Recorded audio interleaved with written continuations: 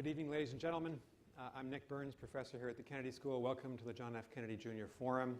We have a discussion, possibly even a debate tonight, on the proposed Iran nuclear deal. And the question in play is this the right path forward for the United States and our European allies, or is it not? Is it a good deal, or is it a bad deal?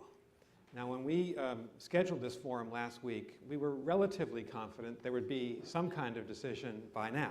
But as all of you know, there isn't. The negotiations in Lausanne in Switzerland, the Secretary Kerry is representing the United States at, are an extra innings, if you're a baseball fan, extra time, if you're a European football fan. They're going into tomorrow or the next day if they conclude.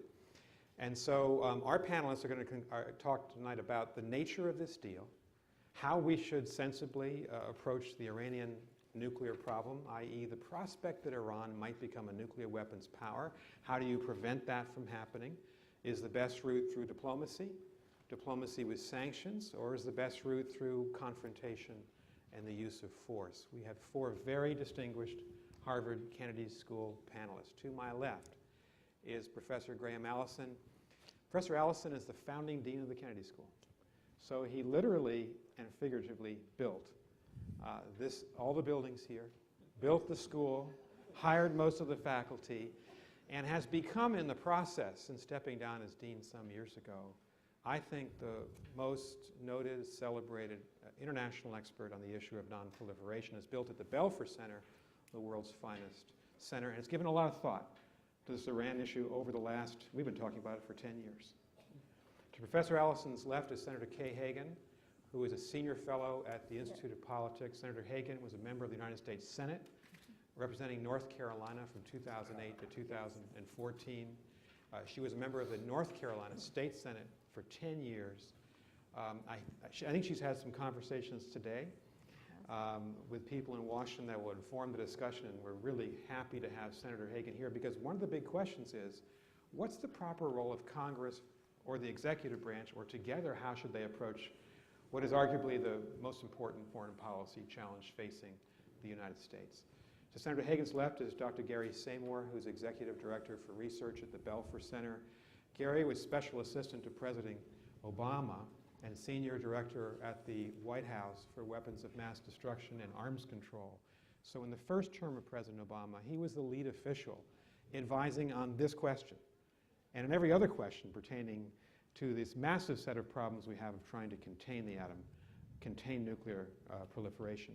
And finally, but not last, is our friend Dr. Will Tobey. Will is a senior fellow at the Belfer Center. Will has worked for a longer period of time at the White House than any person I know.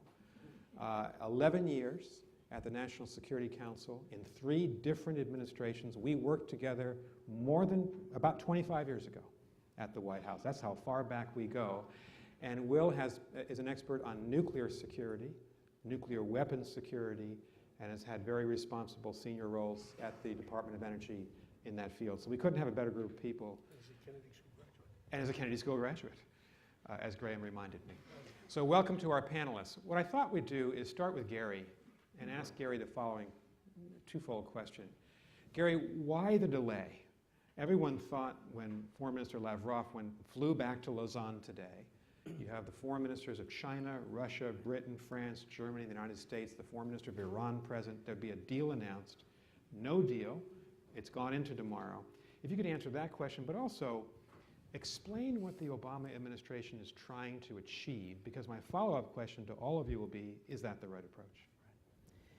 So when the negotiators agreed back in November to extend the interim agreement for 6 months until the end of June, the U.S. insisted on a sub-deadline of the end of March to reach agreement on a so-called political framework. And the reason was basically because the White House thought they needed to demonstrate progress in these negotiations in order to fend off Congress and threats to pass additional sanctions legislation. Now, that has really put the U.S. at a disadvantage in this round of negotiations, because Washington needs a positive outcome more than anybody else. And naturally, the Iranians have taken advantage of that by sticking to very tough positions on a number of the outstanding issues, like sanctions relief and research and development of their nuclear activities. And they've even reopened some old issues that everyone thought they had agreed to earlier. So as far as I can tell, the U.S. and the P5+1 have refused to accept those Iranian demands. So my guess is that if they do produce an announcement tomorrow, it's likely to be pretty vague.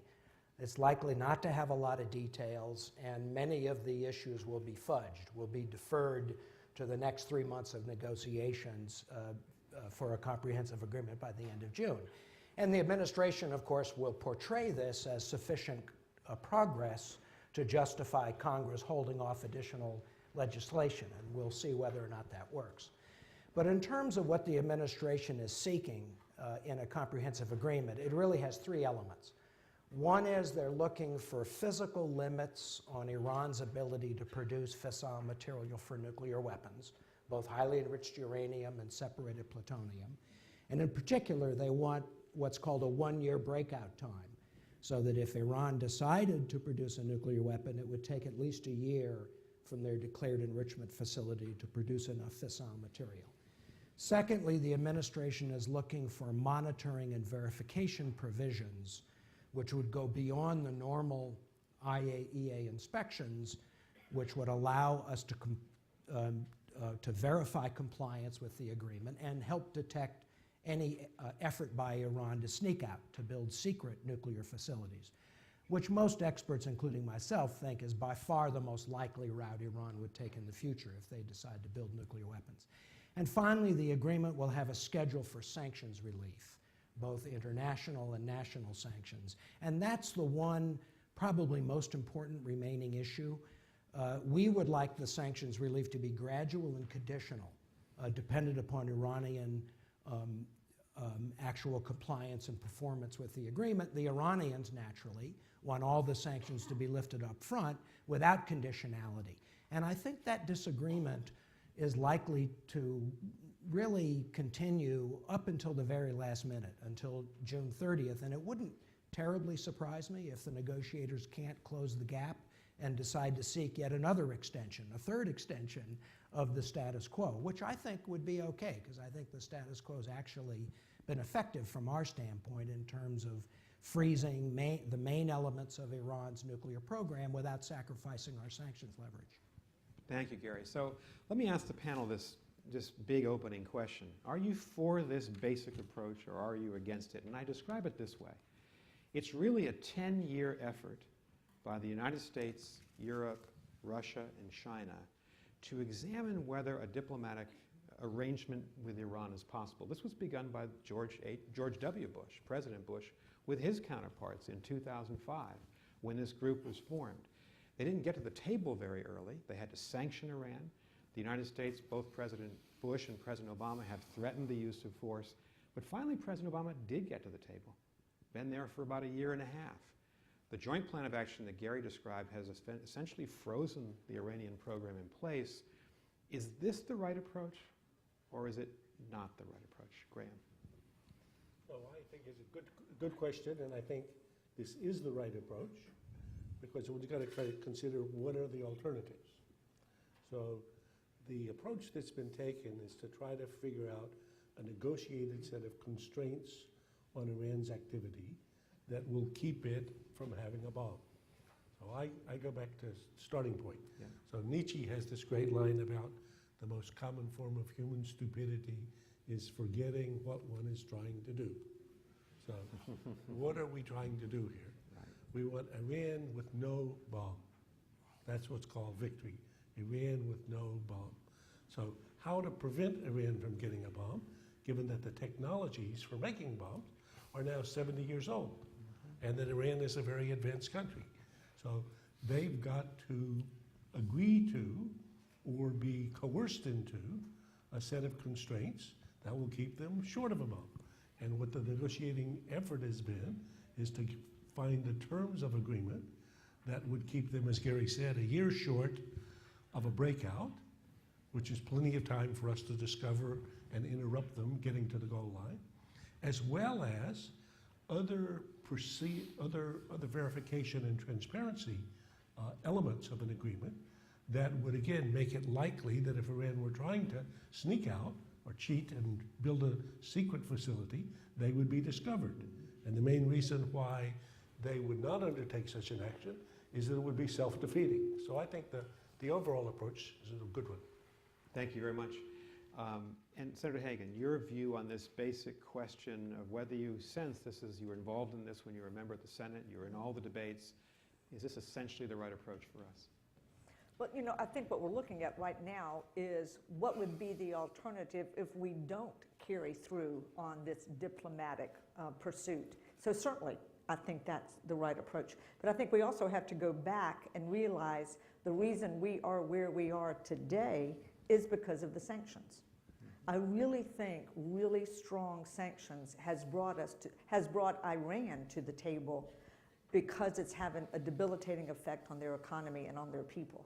And that's why I think Congress, and in particular the Senate, is so entrenched in being sure that these sanctions stay in place for this period of time. And we can get to the other issue on what Congress is doing. But I certainly, there was also a poll in the Washington Post that was printed yesterday that said the American public certainly is in support, I think it was at 59%, of the diplomatic arena.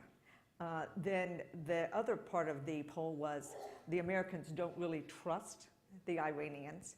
And then the third part was even more overwhelmingly that they do like the idea of Congress looking at the approval process of this diplomatic approach. And we'll come back to Congress Okay. and the role of Congress in just a minute. Will, let me turn to you because you haven't had a chance to speak yet. You've had 30 years of experience. You've thought about this problem from every angle.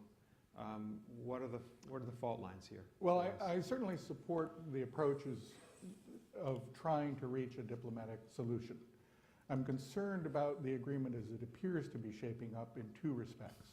First of all, I think it's necessary for Iran to give reasonable explanations for what the International Atomic Energy Agency calls the possible military dimensions to its program. These are very serious activities.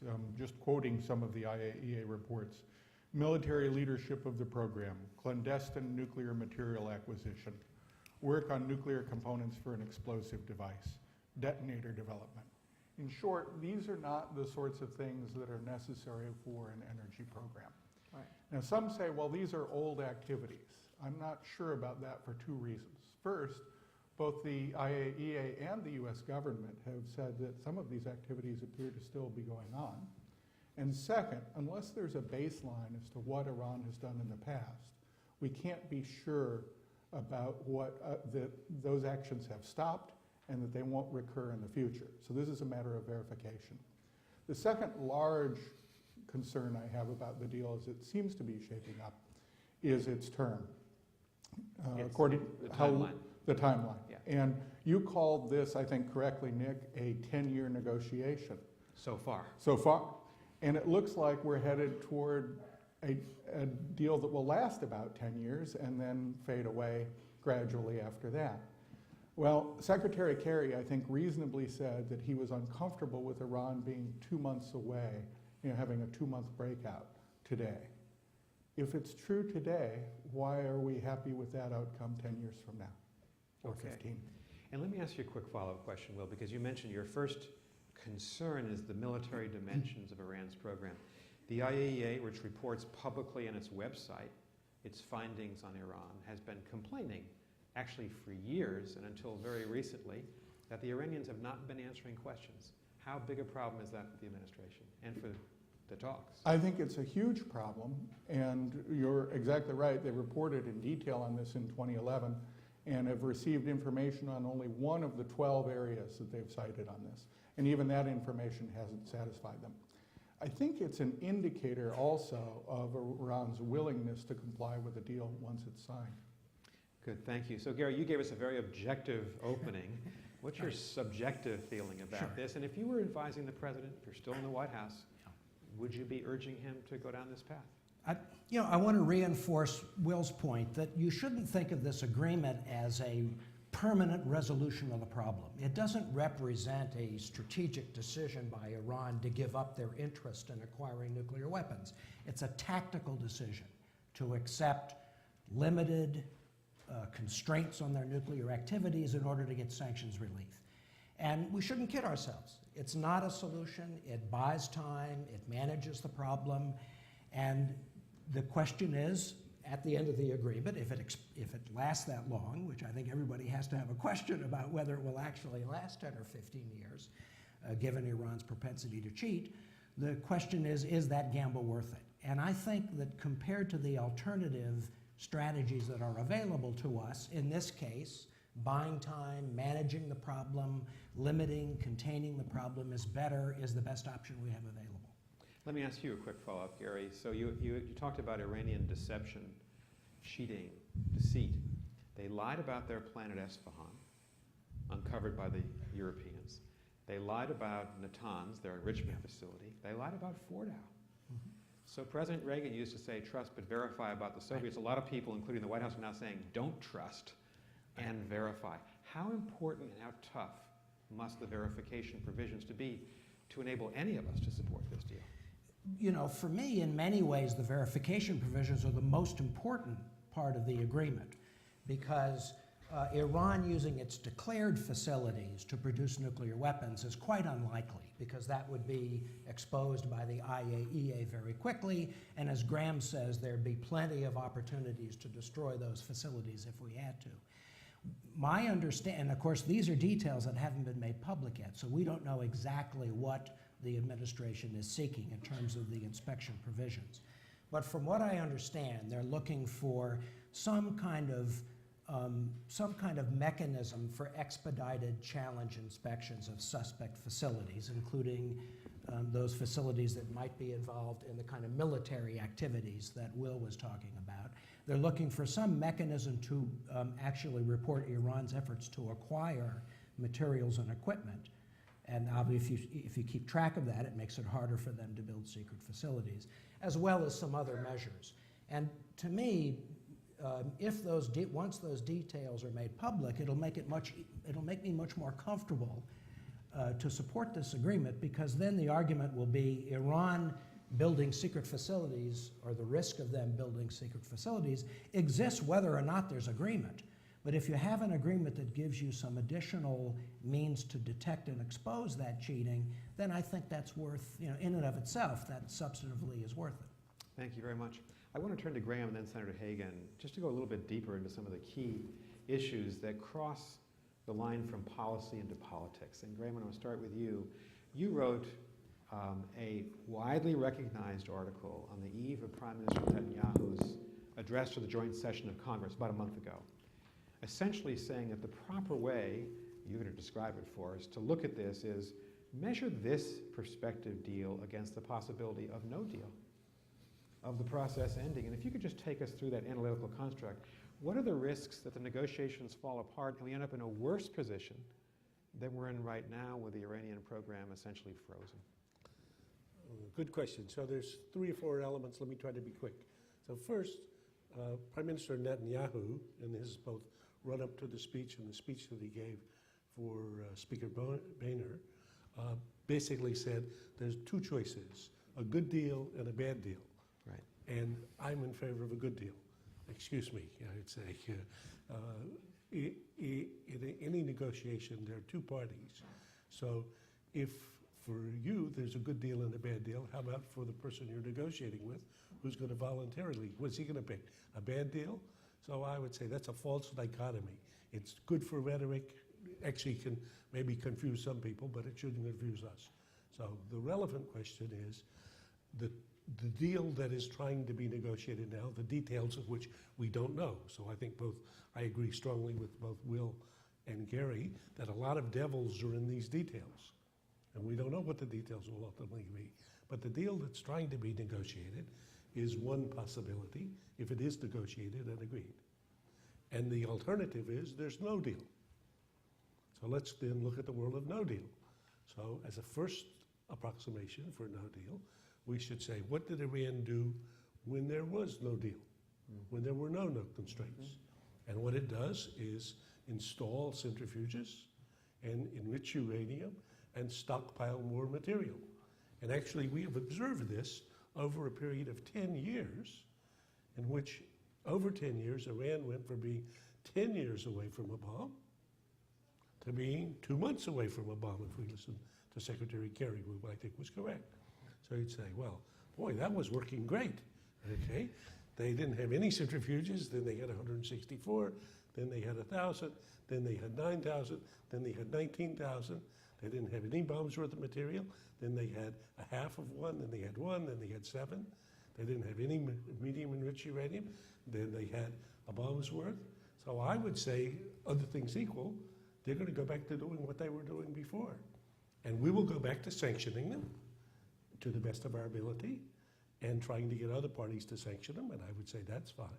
But in the game between our sanctioning them and their crowding these red lines that get them closer and closer to a bomb, I think that's not an option we've been doing well with, because I just observed they've gone from 10 years away from a bomb to 2 months. So I think that option is not a very good one.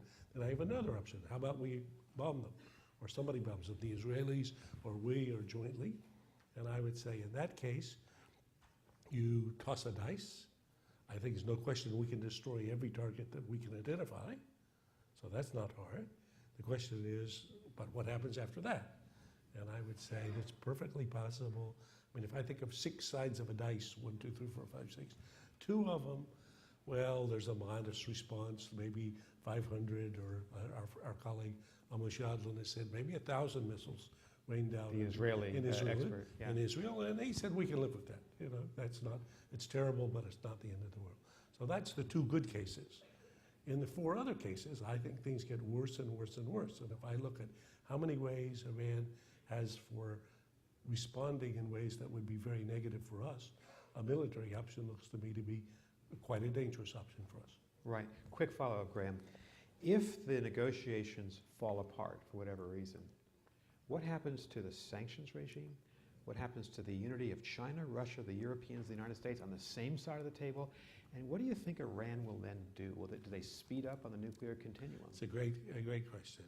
And as you, a consummate diplomat, understand better than most of us, certainly better than me, a lot will depend on the perceptions of who's at fault for failing to make a reasonable offer or to accept a reasonable deal. So if I were the Ayatollah Khamenei, I would say, boy, these 47 folks who signed a letter saying that they will welch on the deal, they sound to me like they're working for me. Because any normal person is going to look and say, well, they told you don't take this deal. And that's why it wasn't a very reasonable deal. Similarly, when Bibi gave his speech, I would say, he again looks like he's working for the Ayatollah in terms of the perceptions, because many of our European colleagues, and certainly the Russians, and many of Chinese will look and say, you guys were the ones that didn't want to make a deal, not the Iranians. So the Iranians are very good at charming people and tricking them and setting up their atmospherics to look well.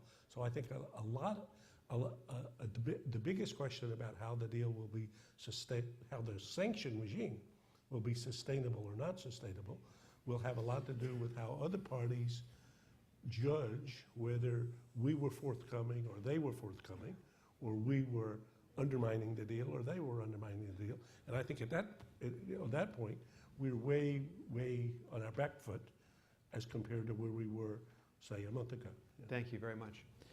Senator Hagan, we have so much to talk about the interplay, which has been fascinating between Congress and the President. When I was the Iran negotiator for Secretary Rice, 2005 to 2008, it was at the very beginning of this process. We created the P5+1. We began the sanctions regimes, the UN Security Council sanctions. I felt that we had support from most Democrats on Capitol Hill. I thought we had the makings of a bipartisan consensus that the idea that after 2 big wars, you'd actually examine whether diplomacy could work, but tough-minded diplomacy, backed up by the threat of force and sanctions. We lost it. There's no more bipartisanship. So my questions to you is what happened when, as Graham says, first of all, you had the invitation by Speaker Boehner to Prime Minister Netanyahu to speak to Congress, which is a process foul. The White House in any administration, Republican or Democrat, has got to be involved to give consent to that invitation. It didn't happen. The president was surprised by this. Second, 47 of your former colleagues, all Republicans, sent a letter to the Iranians basically saying, don't negotiate with the Obama administration. And third now, and we were talking about this in the green room, there's this bill by Senator Corker, very respected, chairman of the Foreign Relations Committee, respected, I think, in both parties, that might approve or disapprove the bill. What do you make of all this? And what do you think? How's Congress going to react? Well, first of all, last year, I served on the Banking Committee and the Armed Services Committee, and the Banking Committee had jurisdiction over the sanctions. So we, on a bipartisan basis, ramped up the sanctions that I really do think put a lot more pressure on the Iranians to come to the table, more so currently. And in the NDAA, we actually did some further sanctions.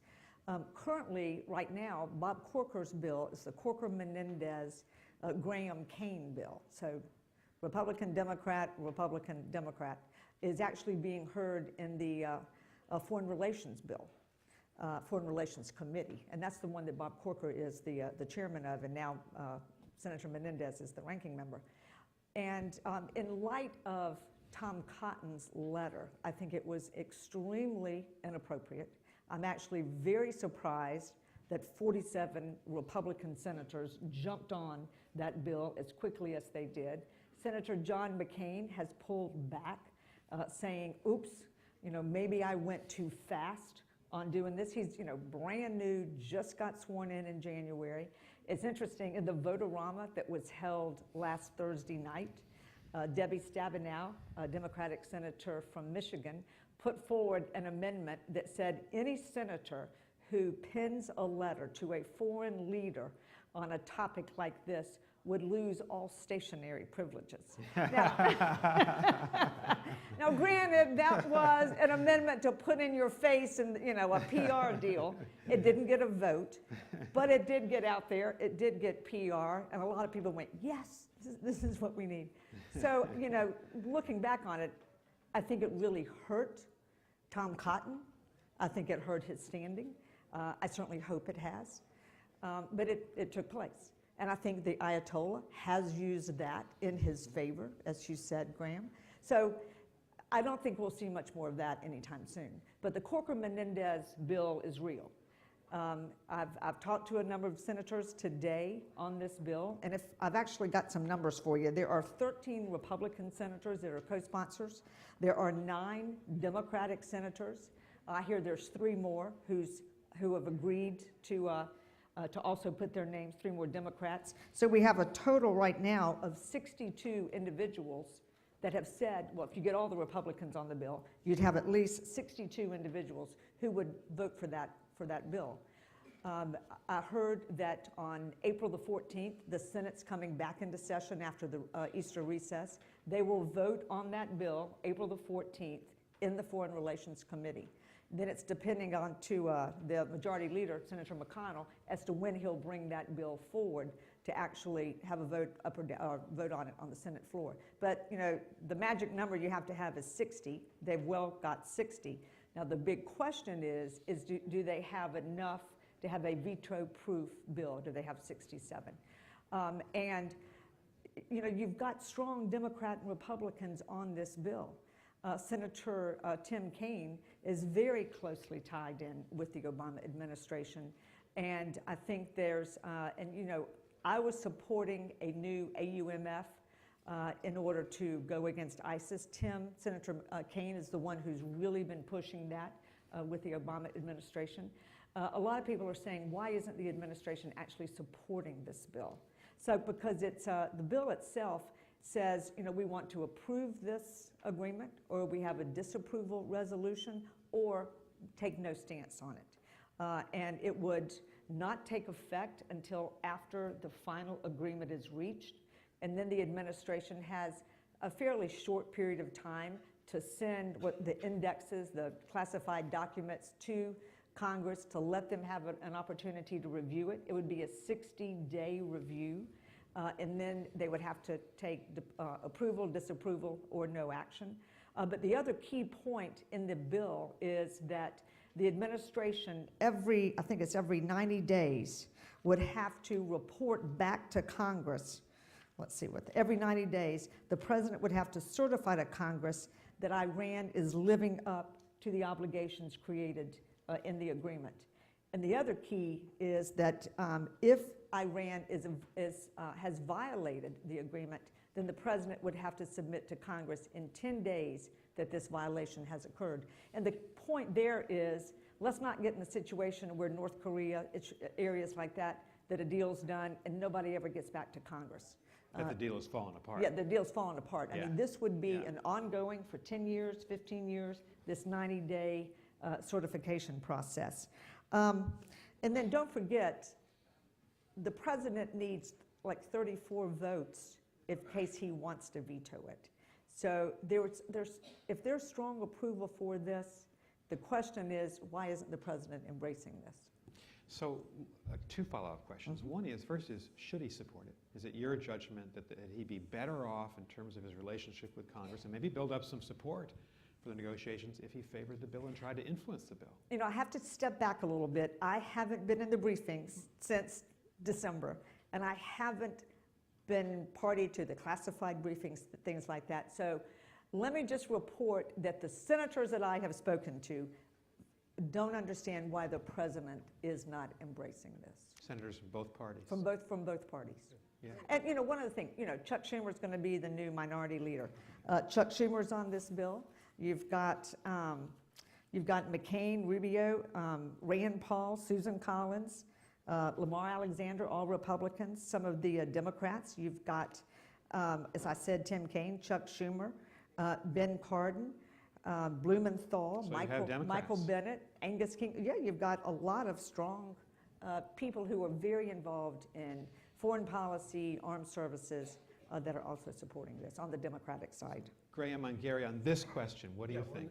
On the Kirk-Menendez bill, you were a co-sponsor or you endorsed? On the earlier version, yes, Yeah. but there's a lot more sanctions included in that, and there's a big pullback that's not where we need to be going right now. And you know, Secretary Kerry really pushed hard, especially on the Democrats, during the negotiation process last year, not to put forward more sanctions at that time. Right. But so I thought Nick's line of questioning was very helpful. So for those of us trying to understand how a senator's mind works and then how you interact with your fellow senators. So this Kirk-Menendez is not exactly the Corker bill, but It's totally It's a different. different bill. but Yeah. well, it's in the same family. The details are different, significantly different. But so if you imagine yourself in the current situation and nothing materially had changed, so I think the briefings wouldn't materially change the facts of the situation. Do you think you would be likely a co-sponsor of the current bill? Of the Corker Yeah. Menendez, probably. But once again, I have to, you know, give myself a Yeah. little caveat. Of course. On that, Of yeah. course. Because you don't have the advantage of having been in all these briefings in the last And you couple know, of I months. did serve on the Armed Services Committee, and North Carolina, where I'm from, has the third largest military footprint. So I've spent many an hour in briefing and visits and had close relationships with a lot of our military, from the Joint Chiefs to General Dempsey, where we could, you know, I could question them on a lot of specific issues like this. Gary, your thoughts on this issue? Sure. So the White House has, of course, threatened to veto the Right. Corker-Menendez bill as it currently is drafted. And the argument they're using is that if you set up a structure for that would require congressional approval for the agreement to go into effect, you give the Iranians an excuse not to make concessions, because nobody thinks Congress will approve the deal as it is emerging. It will be far too controversial for Congress The to people I approve. talked to today did not say that. Well, I'm talking about what the White House is saying. Okay. Now, I do think there are parts of Corker-Menendez that the administration would support, like the 90-day, reports, certifications, and so forth. But anything, and the White House will also make a constitutional argument that Congress, of course, always has the authority, if they can vote by 2/3, to kill any deal. But the Corker-Menendez, the way it's structured, it goes really beyond the constitutional bounds in terms of the president's freedom of action in foreign policy. So they'll make that argument as well.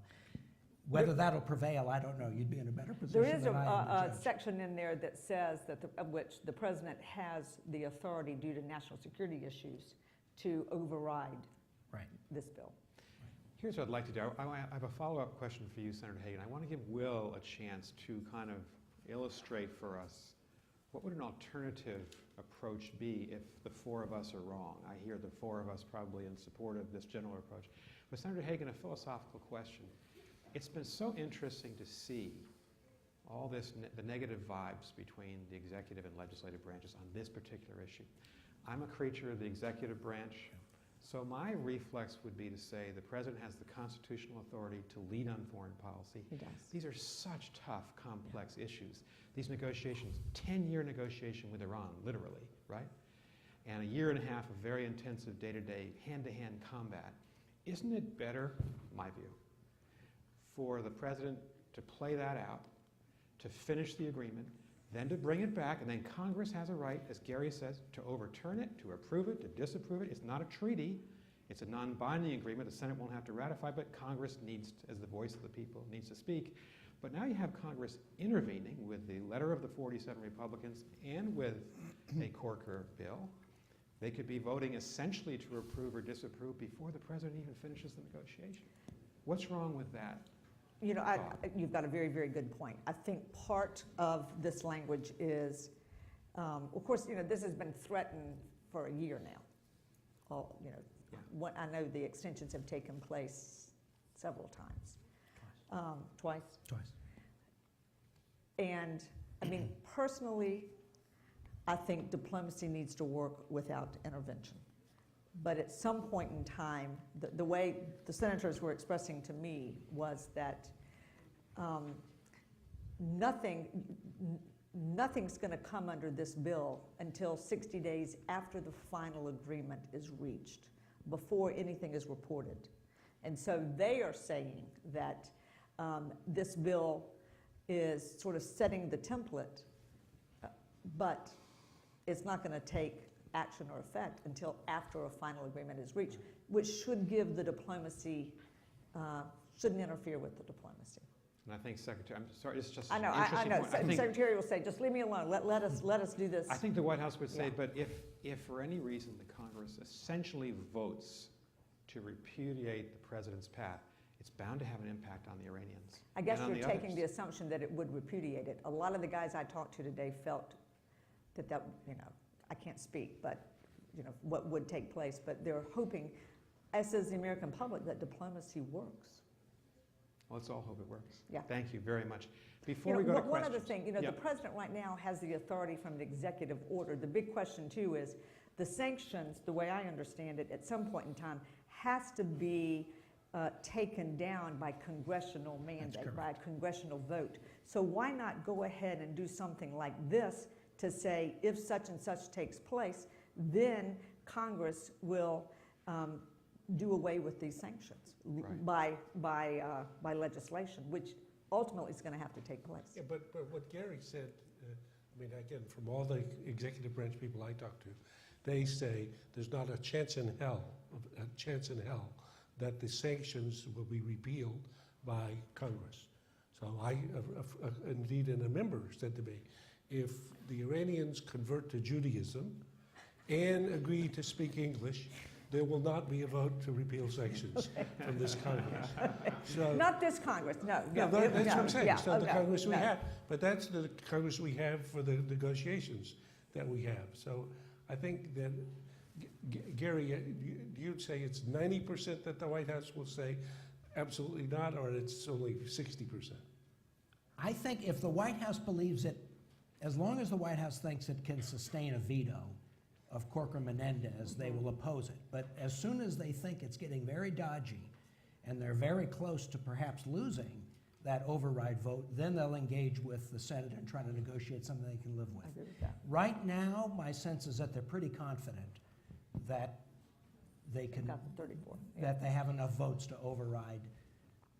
but that could change, and if it changes, then I think they'll become more willing to negotiate with Well, it's getting Congress. tight. It's a 5 vote the way I look at it right now. It's going to be very close. Yeah. It's going to come down to Yeah, just a Schumer. handful of senators. Yeah. Thank you. We'll come back to this. We're going to go to your questions in just a minute. There are 4 microphones here, so prepare your questions, but we've got to give Will an opportunity. And here's where I'd frame the question to Will. General Marshall, George C. Marshall, who ran the Second World War for FDR, used to conclude staff meetings sometimes by saying, tell me how I might be wrong. Tell the 4 of us who've been speaking positively about this approach how we might be wrong. Well, I think the administration itself has said this. So I've said that I think that the 2 deficiencies that we've seen so far are failure to get to the bottom of these possible military dimensions and the term of the agreement. Let me focus on the first. And let me quote from the White House fact sheet on the agreement, the agreement that is now in place. The set of understandings also includes an acknowledgement by Iran that it must address all United Nations Security Council resolutions, as well as past and present issues with Iran's nuclear program that have been identified by the IAEA. This would include the resolution of questions concerning the possible military dimensions of Iran's nuclear program. Now, the administration felt that it was necessary to include that in the joint plan of action that we're now operating under, and says that the joint plan of initiative action... that's frozen, just so everyone knows, frozen the Iranian program in place for the last year and a half. Exactly. That joint plan of action requires Iran to come to grips with those issues and to satisfy the IAEA. They've not done so. I think an agreement that is worth doing right. And there's no reason that we can't ensure that the IAEA gets to the bottom of these questions, or at least starts with significant progress over the next few months. So, Will, if you look at this prospective deal, if Secretary Kerry is successful tomorrow and announces it and talks about the major concepts, and you think it's lacking, what would be the best alternative for the United States at that point? Is there a better way forward here? Well, I think the better way is to support the IAEA. And it looks like whatever would be announced tomorrow will be so general that it wouldn't rule out this as a possibility. But I think it would be possible for the United States and France to insist that we get to the bottom of these things. If we don't, we will fundamentally undermine the International Atomic Energy Agency, and that will hurt it not only with Iran, but with other countries. And if Iran doesn't have sufficient reason to come to grips with these issues now, why on earth would they do so once sanctions are being relieved? Thank you very much. We're going to go to your questions. There are 2 mics on the floor, left and right. There are 2 mics in the 2 illuminated balconies. I have some requests. Please identify yourself by name. Please ask a question with a question mark attached to the end, and please keep it brief and welcome. Hi, my name is Ben Bolger, and I'm a Harvard alumnus. And I have a question.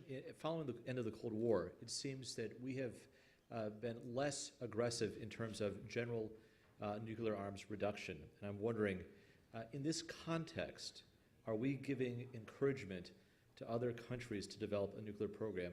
If we step away from Iran itself, what can we do to aggressively disincentivize other countries from becoming nuclear states? You come to the right place to ask that question. Graham Allison. Well, I'll try that. I mean, this is a long subject, and I would love to give my 50-minute lecture, but just very briefly. I think that President Obama, at the Prague speech, the first year of his administration, held forth the vision of a world free of nuclear weapons and embraced an argument that's been made by 4 of the great Cold Warriors, Henry Kissinger, Sam Nunn, Bill Perry, and George Shultz, that we could really imagine a world without nuclear weapons. That was a very idealistic stretch. President Obama said, probably not going to happen in my lifetime, but we should be moving towards there. I think if we were asking about the world today, you'd have to say that looks much more distant and even ephemeral, or not ephemeral, but certainly distant, and maybe it's hard to see that as an achievable goal, because there are many other states that have nuclear weapons. So, take actually, as Gary said, every nuclear weapon state is currently in the midst of modernizing its arsenal, Including the U.S.? including the U.S. And even most of them expanding their arsenal. Not the U.S., not expanding, but modernizing. So if you imagine North Korean nuclear weapons, they're going to give up nuclear weapons soon? I don't think so. Pakistan, they're going to give up nuclear? I don't think so. Russia? I don't think so. China? It doesn't seem likely. So I think the problem, and we're going to see this, because the Non-Proliferation Treaty, which is the agreement by which 187 countries have actually forsworn nuclear weapons. So it's a fantastic success, but it comes up for review at a review conference every 5 years, and there's one coming up in next month, April. in New York. So you're going to get a very elaborate version of this argument in which many states are going to say, the deal, I thought, was you're going to be reducing your number of nuclear weapons and reducing the role of nuclear weapons in the world and actually moving towards zero, but we don't seem to think that's what's happening. And so why is it that we have to not have nuclear weapons and you think that you need nuclear weapons? So I think the question is a very good one, and I think it's it reminds us that nuclear weapons are not something apart from the basic dynamics of international politics. Many states acquire nuclear weapons because they believe that's a security blanket for them, and so to the extent they feel insecure and the technologies provide them this option, they're going to be very interested in it. So I think we're in a hard place there. Sorry for a long answer. No, great answer. Will? I just have two quick points. Since the end of the Cold War, the U.S. nuclear arsenal is down by 80%. So there have been significant reductions. Will, what were the in the numbers like in 1990 versus 2015, Well, roughly? At the top, we were at like 65,000 U.S. and Soviet. Yeah, I think we're down from 30,000 to about 5,000. So, and our deployed weapons are much smaller than that. We have a reserve stockpile. So anyway, the numbers are much smaller than they once were. And second, I think the evidence is that pursuit of nuclear weapons by other nations is largely unrelated to the size of the U.S. stockpile. I don't think North Korea decided to get nuclear weapons now. In fact, its most progress has been during a period of U.S. decline. Similarly, Syria's attempt at nuclear weapons. So I'm not sure the two are actually that well related. Thank you very much. Yes, up in the balcony. Hi, my name is Ignacio. I'm a student at the college. You sort of touched on this at the beginning of the forum. Iran holds some type of pressure in many Middle Eastern conflicts, be it Iraq, Syria, now Yemen. What do you think are the chances of, if one of these conflicts goes wrong for Iran, that they backtrack from the agreement and start their nuclear program again, just to make sure that they can exert influence in the region? That is a great question. And could I just ask the panel to think about this question from that perspective, but also from the following perspective. If the president wants to proceed with a nuclear deal with Iran, at the same time, as General Petraeus just said publicly, Iran is expanding its power in the Sunni world, in Syria, Iraq, Lebanon, and Yemen, do we have to simultaneously work with them on nuclear issues and push them back on the conventional side? Gary, what do you think? Sure. I think, the big concern in the region is that a nuclear agreement between the U.S. and Iran will lead the U.S. to acquiesce or even, cooperate with Iran in being more aggressive and expanding its influence in the region. And Saudis in particular have this fear. I think in a lot of ways, the Saudi and the Gulf attack on Yemen has actually helped the administration to demonstrate that it's prepared to support its allies opposing Iran in the region, even while we're negotiating a nuclear deal. So I think Nick really got to the heart of it, which is that we're going to have to balance, given how crazy and complicated the Middle East is, we're going to have to balance a lot of different, very contradictory situations. So we can have a nuclear deal with Iran at the same time that we're helping the Saudis attack the Houthis, who are Iran's allies in Yemen, at the same time that we're effectively working with the Iranians and their allies in Iraq to attack ISIS. And the situation in Syria is even more complicated. But I don't think there's any alternative to that. That's just the nature of the world in the Middle East, and we have to show tactical flexibility to do several different things at the same time. Maybe, Senator Hagan, I could just ask you this follow-up from this excellent question. Will the Congress support, in essence, a buildup of American defense assistance to Egypt, Saudi Arabia, the Gulf states, Jordan, as a way to try to contain this big expansion of Iranian power in this Shia-Sunni struggle that we see underway in the Levant? I think so. I definitely think so. And I think that, but I'm one of those that thinks that we need a new authorization for the use of military force. We're operating under one from 9/11, which is, 14 years ago. So it needs to be updated. But I definitely think you will see congressional support.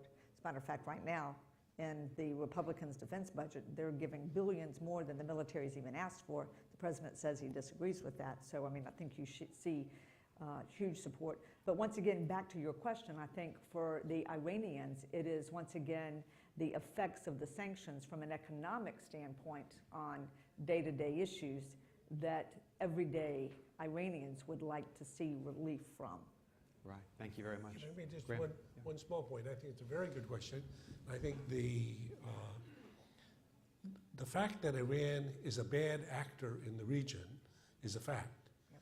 Comparing a bad actor that has nuclear weapons and a bad actor that does not have nuclear weapons is what the issue is about. Yeah. So I don't like the fact that they're a bad actor, and there's 100 other things I don't like about Iran.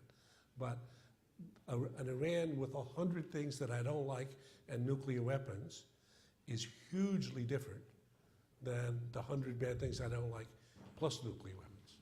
You know, one other thing Yeah. on the stockpile, the nuclear weapons that we have. I chaired the subcommittee called Emerging Threats and Capabilities, and we had reviews on every 6-month basis on the actual working with Russia on reducing those stockpiles, and then working with the Russians on the chemical weapons in Syria. You know, a lot of cooperation, believe it or not, taking place in areas like that. But then again, you don't need a whole lot of nuclear weapons to have mass destruction. Thank you. Yes, sir. We'll run it. Hi, I'm Eli Rosenbaum. Eli, nice to see you. College, law school, and most proudly Kennedy School graduate. Thank you very much to the panel. If there's a deal, will that have a halo effect on diplomacy more generally and the ability of diplomacy to solve some other intractable problems like Israel-Palestine or ISIS? Thank you very much. I think we should ask our chief diplomat. Well, I'd open this to the panel. I'd just say I think it's a great question because we haven't had a president since George H.W. Bush who's talked publicly about the value of diplomacy so often as President Obama has. And we have a Secretary of State from our home state here in Massachusetts who exemplifies that every day. I mean, he is out there working these issues.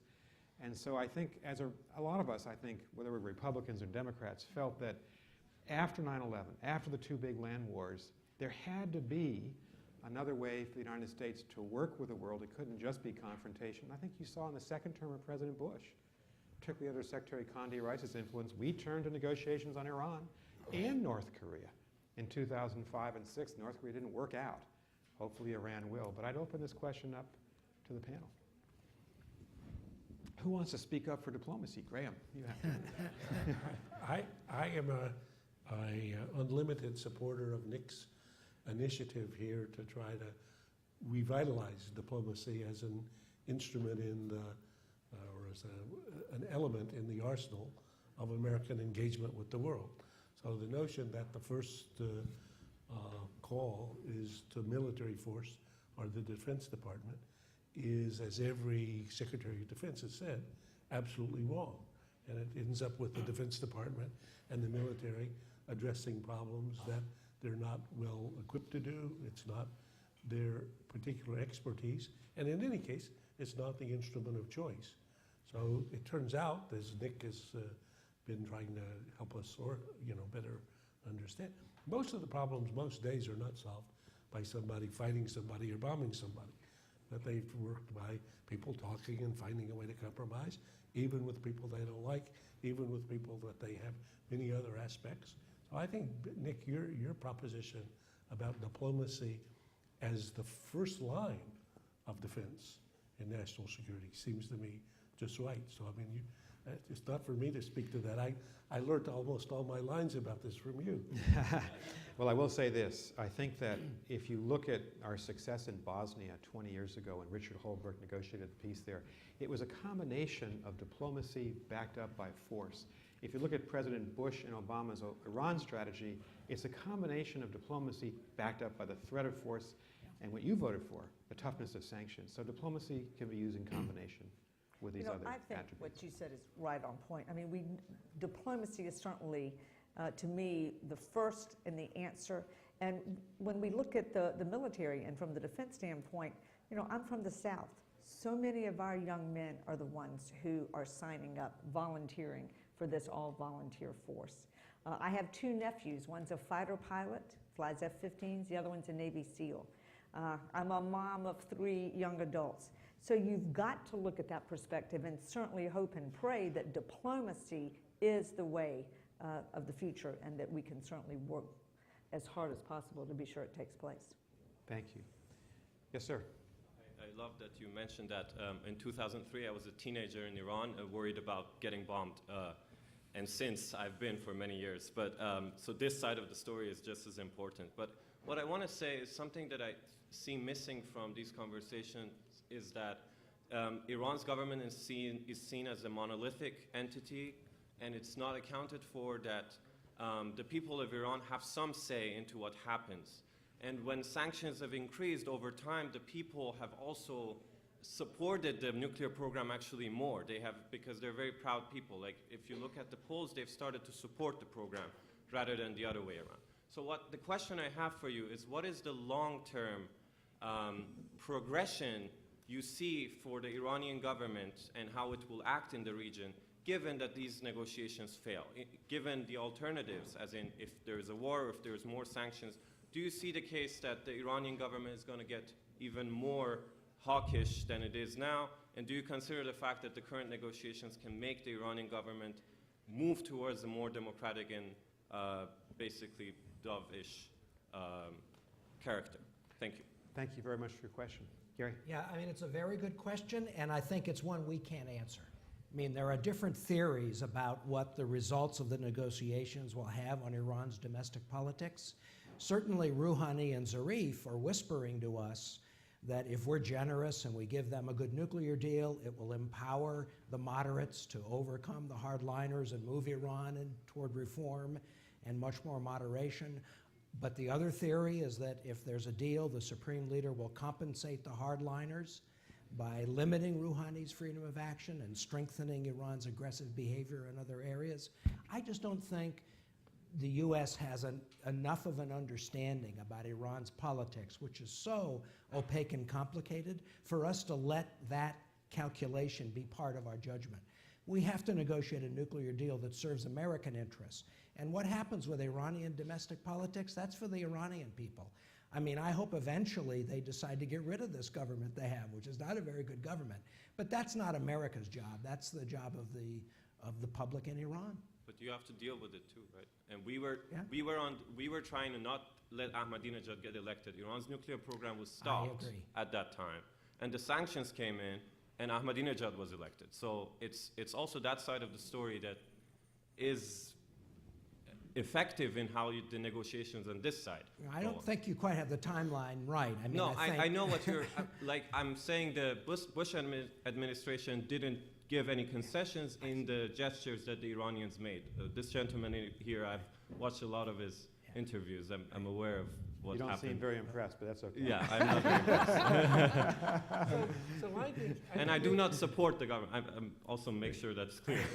Understood. No, Understood. I think it's a very good reminder to us as Americans that the politics in Iran is extremely complicated and with multiple different views. So I think if Mr. Zarif were an American, you would find him, I don't know, in the middle of the political spectrum. I don't know about Mr. Rouhani. And Mr. Salehi, who's their Minister of Atomic Energy. It's an MIT physicist, PhD, who gets on very well with Ernie Moniz, who's our Secretary of Energy. So the currents in Iranian politics are complicated. Gary's point is we're not smart enough to figure out exactly how this thing connects to that thing, to, you know, in terms of the outcome. But I think recognizing that there's a big struggle within Iran and that the current regime, the current at least president and foreign minister and their team are quite a different breed than some earlier, that they end up fighting with people in the Majlis, in their parliament, with people who have quite strongly different group, and that if you ask Mr. Soleimani, who runs the Quds Force, he's got a totally different set of views. And so all that's happening in the thing that we put a label over, we say, well, that's Iran. So I would say we should be appreciative of the fact that there's this struggle going on.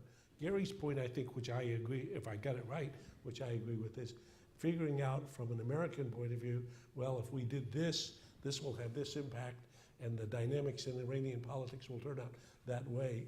Turns out to be too complicated for us. I think one of the problems for Secretary Kerry is he's negotiating with reformers, Zarif and Rouhani, but we all know the ultimate decision maker is the Ayatollah Ali Khamenei and the Revolutionary Guard behind him. And so which Iranian government will make the decision, Will? I would just add that I think we've received a lot of information about Iran's enthusiasm for complying with a deal from the negotiations themselves. I think the fact that the negotiators have had to fight tooth and nail over almost every aspect of them, that Iran has demanded a sizable centrifuge infrastructure that is enough for a nuclear weapon, but not really sensible in light of its power needs, in the fact that it won't cooperate with the IAEA and demands a very short-term deal, I think that all tells you something about where this deal is headed. Thank you. We have 10 minutes left. I see 3 people standing to ask questions. We're going to get all these questions in. Yes. I'm Masum Khandan, a student at HKS. I wanted to mention that sanction doesn't have any impact based on my view. I lived in Iran until last year.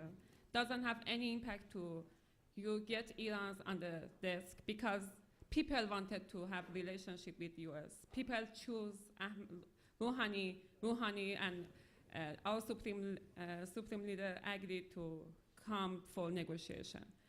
I think it's better that you don't forget people, and sanction doesn't have any. Iran's situation is not worse than our war with Iraq, and I think people can adapt themselves as much as they are doing this job. I think we have to think that what is our work at the center. We want to not let Iran to have nuclear bomb. If you don't agree with Iran, you leave Iran have time to realize its goal, and people lose their hope to have this relationship, and people support the government, and government with the time that you are giving them, I'm sure that they will have nuclear bomb, and the only option would be war. I don't know. Have you think about this scenario and this solution or not? I mean. Well, thank you very much. And I was intrigued by the first part of your question, that sanctions you don't believe have had an Doesn't impact have on any- people. If our supreme leader, our government doesn't have any negotiation, nothing happen. If the sanction is worse, and the situation is no, I think nothing happen. The other things that if we don't reach agreement, we get time to the government to reach nuclear bomb, if it's supposed that it would have. Gary, so when you sat in the White House in the first term of President Obama, you had to be thinking, what's the impact on the Iranian people, their sentiment towards the United States? How does that translate into behavior by the Iranian government? Right. You know, President Obama started by trying to reach an accommodation with the Supreme Leader, and that failed. I mean, the U.S. Made an effort. I think in many ways the 2009 Green Revolution may have convinced the Supreme Leader that the U.S. couldn't be trusted, because from his standpoint it was another American attempt to overthrow the Islamic Republic. So as a consequence of the failure to engage with the supreme leader, Obama decided he had to build up pressure through the use of sanctions. And I think he was very successful in building up what are essentially bargaining chips. I mean, in these negotiations, the quid pro quo is sanctions relief for nuclear constraints. That's what they're bargaining about.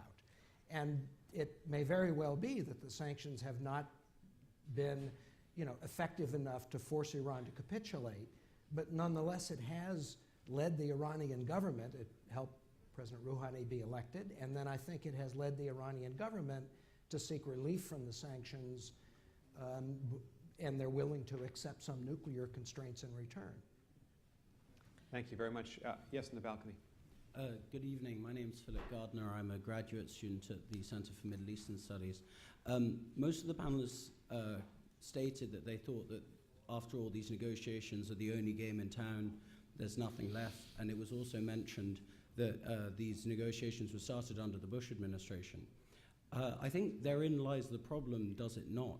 That the reality is these negotiations are no longer backed up with a credible threat when there is no one left in the Middle East after the Red Line speech and the general policy of the Obama administration to avoid confrontation in the Middle East, who really believes that there will be any sort of other option put forward by the American government other than these negotiations. And I think this was touched on by saying how weak the US bargaining position is now, because everyone knows they need the agreement the most. So really, can there be effective negotiations as long as President Obama is in the White House?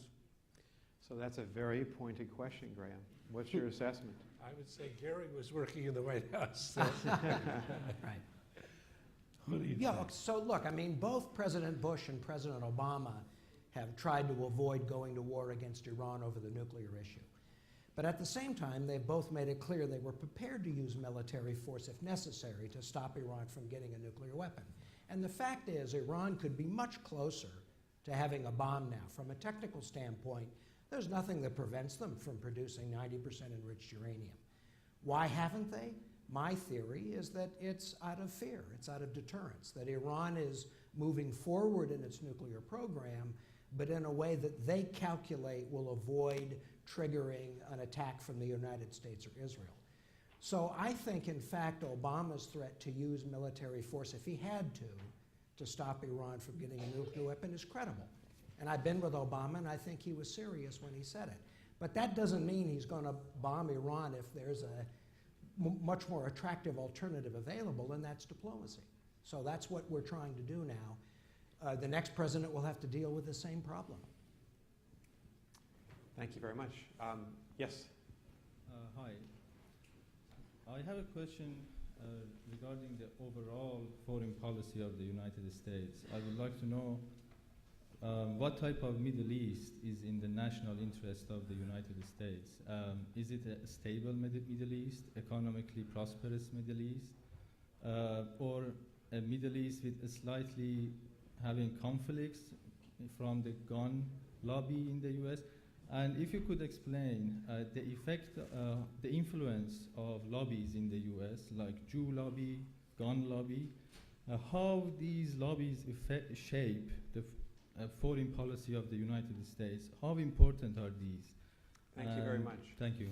Thank you. So we have 3 or 4 courses at the Kennedy School that explore these issues across an entire semester. And with 5 minutes left, would one of us like to volunteer to answer the question? I'll give it. What are we after in the Middle East, Graham? I'll give a short thing. So I would say the 9/11, first, we don't know, okay? So I'm trying to be honest. I would say we don't know. We would like to have a stable, prosperous, successful Middle East. I have no doubt about that in terms of interest. But in terms Is of that because of the but in US terms of what's feasible, I would say what's unleashed in the Middle East is convulsions, tectonic shifts and convulsions that are likely to be ongoing for the rest of your lifetime, I believe. And I think there are not events that the U.S. can significantly impact. And so we poke at them from time to time and try to do things and express a little bit of hope. But I think Sunnis and Shia, I believe, will be killing each other as long as I can imagine. I think that Iran and Saudi will be challenging each other for as long as I can imagine. I believe that autocratic governments that have not served their people well will be terrified of their people, and many of their people will be trying to overthrow them for as long as I can imagine. I believe that the conflict between basically modernity and faith is a deep conflict that Islam is going to have to work out in its own manner. So if you ask me, I mean, I compare this to somebody who drops in from China in the religious wars in Germany in the beginning of the 17th century, which went on for 30 years and killed a third of the population, and says, what are you guys fighting about? This makes no sense. You know, some of you guys are Catholics, you say, and some are Lutherans, you say. You have the same God, you have the same Bible. Get over it. I mean, you should resolve this problem. To which the answer is, they would have thought you were from China. So I would say that's about how we're doing it. So Professor Tariq Masood offers a full course on what's happened in the Middle East, reform movements, and I commend that course to you. Final question.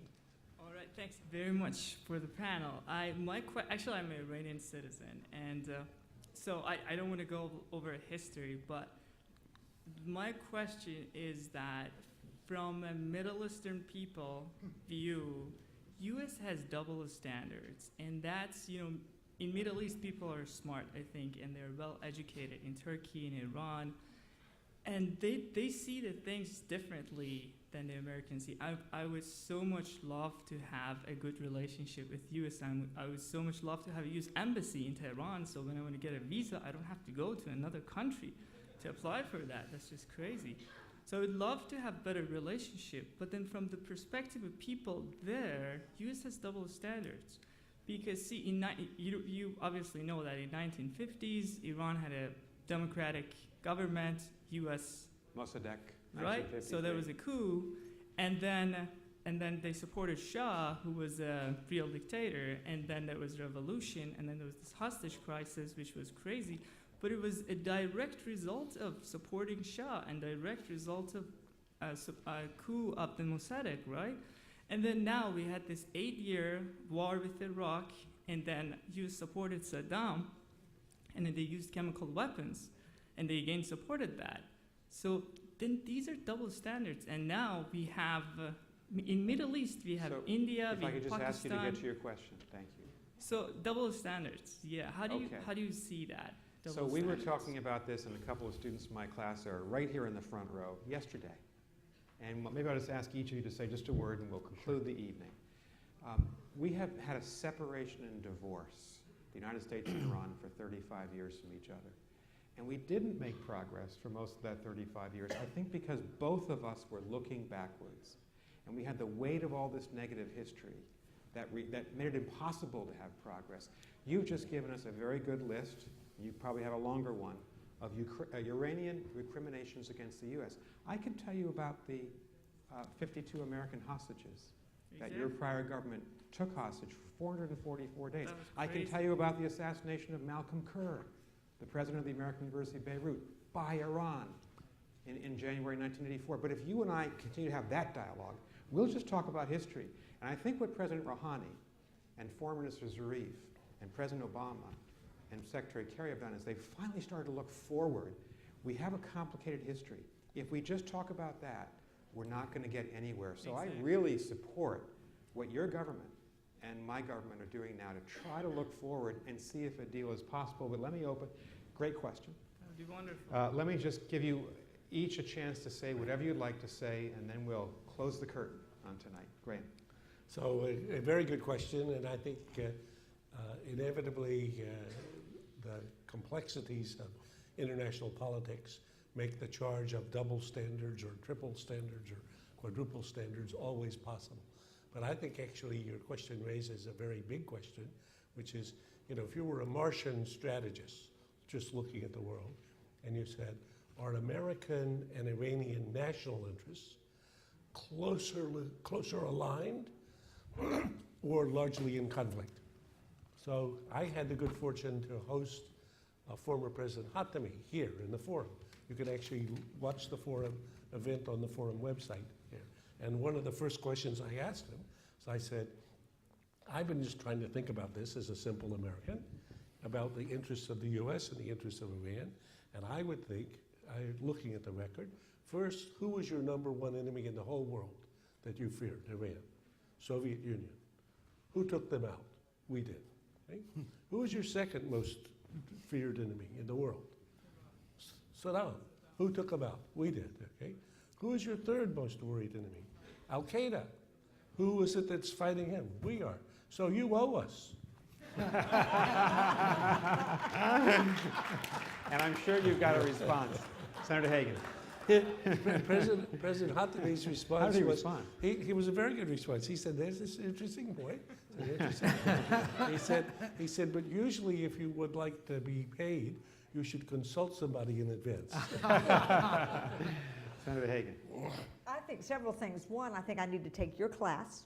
Well, you're welcome. I think I need to watch your forum.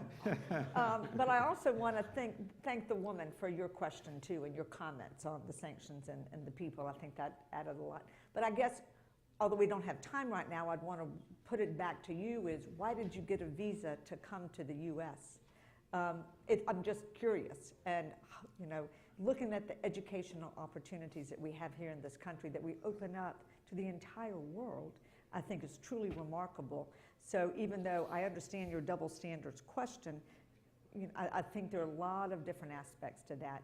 And I do think that we, as a government, if we want to make progress, we have got to be using diplomacy and definitely be looking forward to what we need, how we want the world to look like for your children.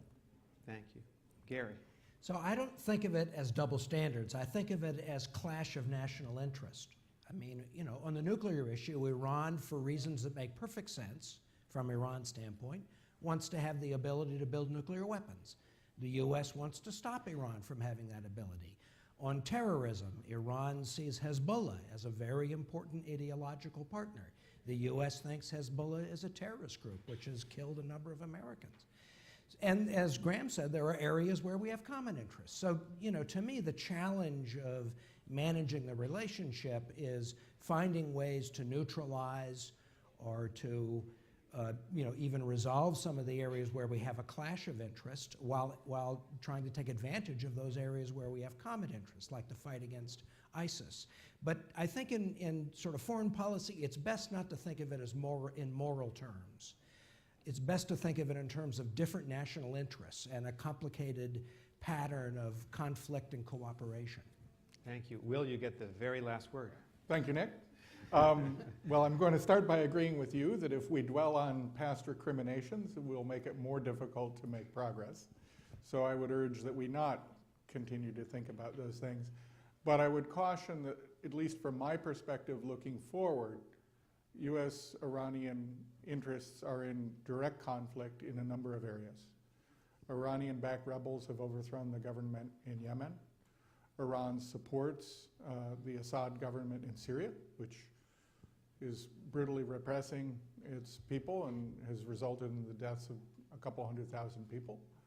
On the borders of Israel, Iran supports groups that like to fire rockets into Israel and conduct terrorist attacks. Those are issues that are not easily overcome. So there is so much more to talk about, and we will be talking about this issue at the Kennedy School. I want to thank everyone who's been here tonight. I want to thank these great students, brave students who asked good questions, and thank these 4 fantastic panelists. Thanks for being here.